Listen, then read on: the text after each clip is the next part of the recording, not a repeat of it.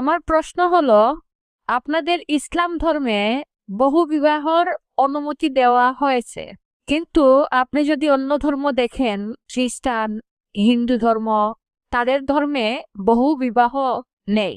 কোনো ধর্মগ্রন্থ নেই কোরআন ছাড়া। আমি তুলনামূলক ধর্মতত্ত্বের ছাত্র, যেটা বলছে যে একটা বিয়ে করো।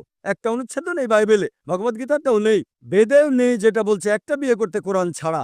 যদি আপনারা হিন্দু ধর্মগ্রন্থ রামায়ণ পড়েন, শ্রীকৃষ্ণ মহাভারতের মতে তার কতজন স্ত্রী ছিল?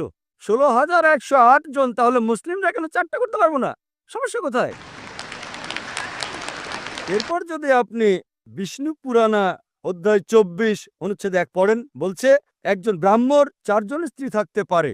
যদি ইহুদিদের গ্রন্থ পড়েন, এতে অনুমতি আছে যত ইচ্ছা তত বিয়ে করার। যদি খ্রিস্টানদের বাইবেল পড়েন, আব্রাহামের 3 জন স্ত্রী ছিল, সলোমনের কতজন স্ত্রী ছিল? এবার দেখি কোরআন কি বলে। কোরআন বলছে